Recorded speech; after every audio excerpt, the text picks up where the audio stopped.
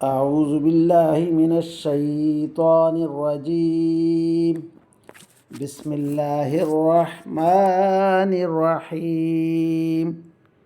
قل هل تربصون بنا إلا إحدى الحسنيين ونحن نتربص بكم أن يصيبكم الله بعذاب من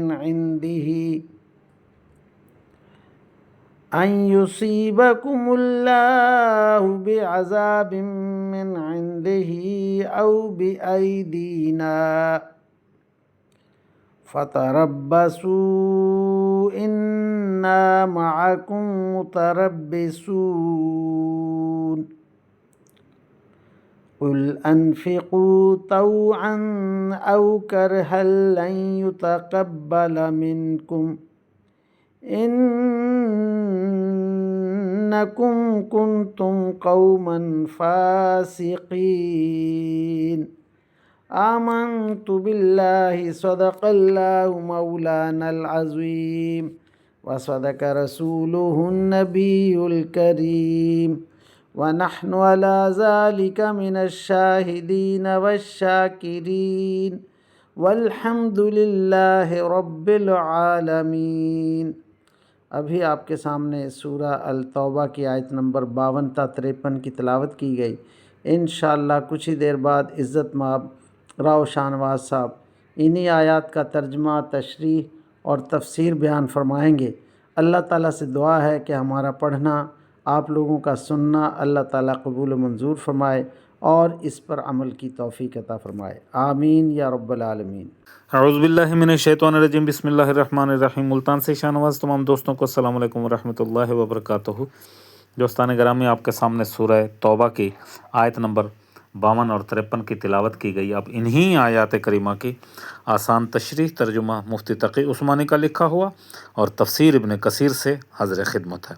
اللہ تعالیٰ قرآن پاک میں ارشاد فرما رہا ہے، کہہ دو کہ تم ہمارے لیے جس چیز کے منتظر ہو وہ اس کے سوا اور کیا ہے کہ آخرکار دو بھلائیوں میں سے ایک نہ ایک بھلائی ہمیں ملے، اور ہمیں تمہارے بارے میں انتظار ہے اس کا کہ اللہ تمہیں اپنی طرف سے یا ہمارے ہاتھوں سزا دے. بس اب انتظار کرو، ہم بھی تمہارے ساتھ منتظر ہیں. اور کہہ دو کہ تم اپنا مال چاہے خوشی سے چندے میں دو یا بددلی سے، وہ تم سے ہرگز قبول نہیں کیا جائے گا. تم ایسے لوگ ہو جو مسلسل نافرمانی کرتے رہے ہو. اللہ اکبر. اب ان آیات کریمہ کی آسان تشریح. یہ آیت دنیاوی مال و دولت کے بارے میں ایک بڑی عظیم حقیقت کی طرف اشارہ کر رہی ہے کہ اسلام کی تعلیم یہ ہے کہ مال و دولت بذات خود کوئی ایسی چیز نہیں جسے انسان اپنی زندگی کا مقصد بنائے. انسان کا اصل مقصد زندگی اللہ تعالیٰ کی خوشنودی حاصل کرنے کا ہے اور آخرت کی بہترین ساز و سامان کرنے کا ہے.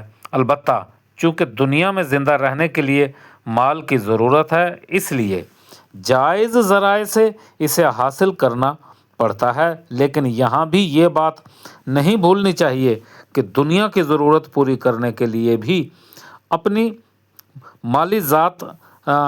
مال اپنی ذات میں کوئی فائدہ براہ راست نہیں پہنچاتا، بلکہ وہ راحت اور آرام کے وسائل حاصل کرنے کا ذریعہ بنتا ہے. اللہ اکبر.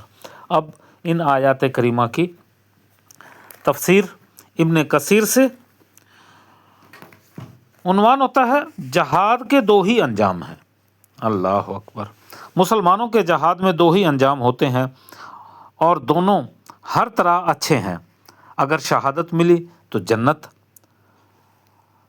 اپنی ہے، اور اگر فتح ملی تو مال غنیمت، اس کا اجر وہ اپنا ہے.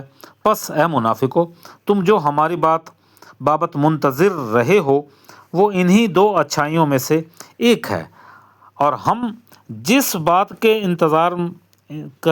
کا انتظار تمہارے بارے میں کر رہے ہیں وہ دو برائیوں میں سے ایک کا ہے. یعنی یا تو یہ عذاب رب العزت کی طرف سے تم پر آئے گا یا تم ہمارے ہاتھوں مارے جاؤ گے. قتل ہو جاؤ گے، قید ہو جاؤ گے۔ اچھا اب تم اپنی جگہ اور ہم اپنی جگہ منتظر ہیں، دیکھیں وہ غیب سے کیا ظاہر کرتا ہے۔ تمہارے خرچہ کرنے کا اللہ بھوکا نہیں، تم خوشی سے دو یا ناراضگی سے دو، وہ تو قبول فرمائے گا ہی نہیں، اس لیے کہ تم فاسق لوگ ہو۔ تمہارے خرچ کی عدم قبولیت کا باعث تمہارا کفر ہے، اور اعمال کی قبولیت کی شرط کفر کا نہ ہونا بلکہ ایمان کا ہونا ہے۔ ساتھ ہی اس عمل میں تمہارا نیک قصد اور سچی ہمت نہیں۔ نماز کو آتے ہو تو ہمارے دل سے گرتے پڑتے مرتے بچھڑتے سست اور کاہل ہو کر آتے ہو۔ دیکھا دیکھی مجمع میں 2-4 سجدے دے بھی دیتے ہو تو مرے جی سے، وہ بھی تو تنگی سے۔ صادق و مصدق حضور علیہ الصلاۃ والسلام فرماتے ہیں اللہ تعالیٰ نہیں تھکتا جب تک تم تھک جاؤ، اللہ تعالیٰ نہیں تھکتا مگر تم تھک جاؤ گے۔ اللہ پاک وہ ذات ہے جو ہر چیز کو، تمہارے نیک اعمال کو قبول فرماتی ہے، متقیوں کے اعمال کو قبول فرماتی ہے۔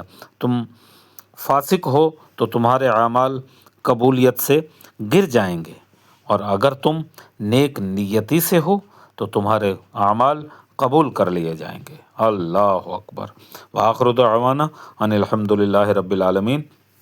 اب میرے مولا کریم، ہم نے قرآن پاک پڑھا، تلاوت، ترجمہ، تشریح کی۔ میرے مالک اپنی بارگاہ میں منظور و مقبول فرما اور ہمارے لیے توشہ آخرت بنا دے۔ میرے رب العالمین، جتنے لوگ بھی بیمار ہیں ان تمام کو شفائے کلی عطا فرما۔ وآخر دعوانا ان الحمد للہ رب العالمین۔